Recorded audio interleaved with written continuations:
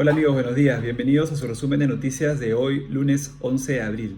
Espero que tengan un excelente inicio de semana.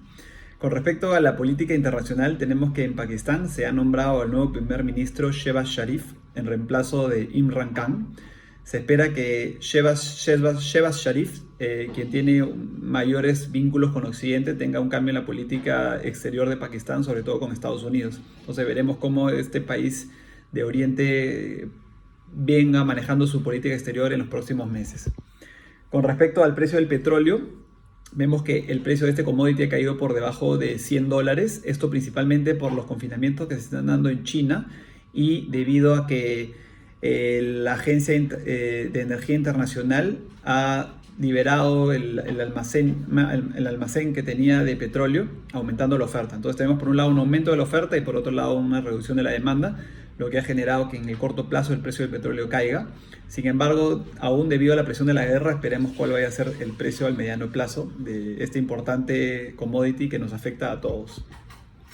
Con respecto a la guerra entre Rusia y Ucrania y a la política ucraniana, tenemos que el presidente Zelensky se reunió con el Parlamento de Corea del Sur y mencionó de que Rusia se encuentra actualmente amasando tropas para poder atacar a la región del Donbass, que ellos están a la expectativa de que Rusia de alguna forma rodee al ejército ucraniano, en la defensa ucraniana de esta región, y lo que ellos solicitan es principalmente equipamiento para poder defenderse, sobre todo apoyo de Estados Unidos.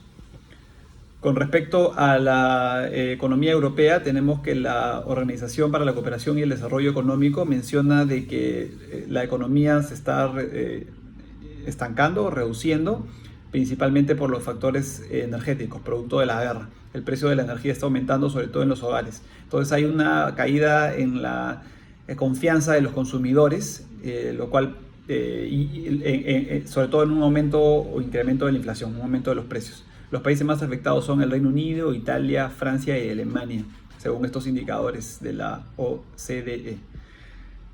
Con respecto a la política internacional, tenemos que el canciller de Austria, Karl Nehammer, se va a reunir con Vladimir Putin en uno de los primeros encuentros que Putin va a tener con algún líder de Occidente.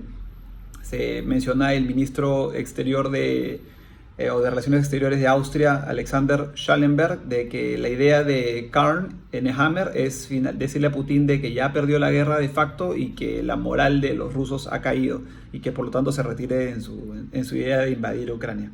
Veremos cuál va a ser el desenlace de esta reunión. Con respecto al periodismo en Hong Kong, tenemos de que hay una mayor presión respecto a los líderes de Hong Kong y al Partido Comunista Chino sobre el periodismo en esta región. Vemos que Alan Au, que ha sido un periodista moderado en cuanto a su oposición al liderazgo del Partido Comunista Chino sobre Hong Kong, ha sido detenido y su apartamento ha sido, digamos, rebuscado por la policía debido a los artículos que él hace o hizo en oposición al gobierno actual. Hay un miedo de parte de los periodistas chinos debido a que Alan Au no es en realidad tan ofensivo contra el actual liderazgo en Hong Kong, pero es más bien moderado. Entonces, si él está siendo víctima de este arresto, es posible que otros periodistas también. Entonces veremos en qué también se desenlaza este suceso de la presión de China sobre Hong Kong. Tenemos con respecto a las acciones y al precio de las acciones europeas, tenemos que los principales índices en esta región han caído debido al efecto de las expectativas de inflación en el mediano plazo y sobre la acción de los diferentes bancos centrales levantando sus tasas de interés para poder combatirla. Entonces tenemos que los indicadores han caído, pero el que ha añadido un poco, el que ha crecido un poco es el indicador de Francia, el CAC 40, debido a que en las últimas elecciones ha salido ganador en primera vuelta Emmanuel Macron con 28% sobre su rival de extrema derecha Marine Le Pen, que ha tenido 23%. Entonces el 24 de abril Macron y Le Pen se van a volver a juntar en una segunda vuelta solamente entre ambos para ver quién es el próximo presidente de Francia. La expectativa es de que Macron gane, ya que en tercer lugar en esta primera vuelta se quedó Jean-Luc Mélenchon con 21 a 22%, siendo él un candidato de extrema izquierda. Entonces, si sumamos a la extrema izquierda más los votos a favor de Emmanuel Macron, podemos ver una victoria más bien liberal en Francia. Con respecto a los turistas, sobre todo en Londres, el aeropuerto de Heathrow y sus autoridades mencionan de que ha habido un incremento de turismo debido a la reducción del efecto del COVID en este país. Esto es una excelente noticia que podría también darnos un indicio de que en el mundo las presiones del COVID se pueden estar reduciendo, sobre todo en Occidente, y que finalmente se pueda tener alguna normalidad, sobre todo en lo que tiene que ver con viajes y turismo. Con respecto a la bolsa y a las empresas que cotizan en Estados Unidos, tenemos que Elon Musk, quien adquirió cerca del 10% de las acciones de la empresa Twitter, ha decidido no ser parte de la junta de directores. Entonces se espera ahora por parte de Twitter ver a quién designa Elon Musk como su reemplazo en esta junta de directores al no querer ser él miembro de ella. Tenemos con respecto a la economía china que el desarrollador inmobiliario Shenro se declara en default al no pagar sus deudas. Entonces esto es ya una continuación de lo que sucedió con Evergrande, que fue una de las primeras empresas de desarrolladores inmobiliarios chinos en caer también en falta de pago de sus deudas. Esto porque el sector inmobiliario chino tenía mucho incentivo y mucho estímulo para la construcción, el aumento de la oferta de propiedades, pero sin embargo se estaban creando muchas ciudades fantasmas que no tenían realmente demanda para comprar estas propiedades. Pero sin embargo, cuando vino la pandemia, ese estímulo de parte del Partido Comunista Chino se redujo y finalmente se vio que estas empresas realmente eran solo cascarón en cuanto a la oferta y la construcción de sus propiedades y que realmente no tenían una demanda para poder sostener ese crecimiento. Y vemos que muchas de ellas ahora en la realidad están cayendo en falta de pagos porque tienen mala situación económica. Tenemos que la bolsa china sigue cayendo, sobre todo los indicadores de Shanghai y en Hong Kong también, debido a los confinamientos que se están dando en China por el COVID, debido a las acciones de presión que toma el Partido Comunista Chino para poder afrontar a esta terrible pandemia. Entonces, esto está afectando en realidad sobre todo a las empresas de tecnología en China. Con respecto a política exterior rusa, tenemos que el ministro de Finanzas, Anton Silvanov, dice que ellos quieren pagar sus deudas a los acreedores que tienen extranjeros, pero que finalmente debido a las sanciones que le están poniendo Occidente, sobre todo Estados Unidos, al no poder acceder a sus recursos en dólares para pagar sus deudas, ellos no están pudiendo hacerlo. Entonces lo que están haciendo ellos es pagar sus deudas actualmente en rublos, depositándolas, como los mencioné en un video anterior, en cuentas en Rusia. Y lo que menciona el ministro de Finanzas ruso es de que ellos sí pueden hacer uso de este dinero, sobre todo para comprar nuevos bonos, para cualquier tipo de negocio o transacción que tengan que hacer dentro del territorio ruso, pero que por ahora Rusia no les permite a ellos, debido al control de capitales, cambiar sus rublos por dólares hasta que las sanciones sobre Rusia no sean levantadas, las sanciones de parte de Occidente.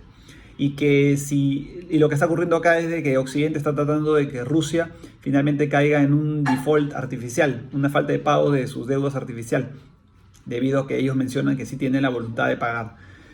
Por lo tanto, ellos irían a juicios en diferentes tribunales de Occidente para poder defenderse de esta situación si es que llegan a estar en default a futuro. Tenemos con respecto a las consecuencias de la guerra, tenemos que Ucrania solicita a los principales traders de commodities del mundo que dejen de manejar el petróleo ruso. Esto va principalmente para Vitol, Trafigura, Glencore, Gunvor, que son los principales traders, que dejen de finalmente vender y comercializar el petróleo ruso, que según análisis le genera a Moscú 850 millones de dólares al día, lo cual se menciona entonces ahora que es un petróleo de sangre, ¿no? Porque está yéndose a financiar la guerra. Y con esto las muertes de diferentes civiles en Ucrania. Con respecto a la situación económica de Israel, tenemos que el Banco Central de Israel ha decidido aumentar la tasa de referencia de 0.1%, que estuvo a 0.35%, para combatir la inflación que tenemos en Israel, del 3.7%. Debido a ello, el dólar con respecto al shekel, que es la moneda israelí, se ha fortalecido, estando actualmente en 3.216. Con respecto al tema de las principales empresas farmacéuticas que se han beneficiado del COVID. Tenemos a Pfizer y Moderna, que debido a los excelentes productos que han generado y a las increíbles ventas que han tenido de sus vacunas, han generado una gran caja.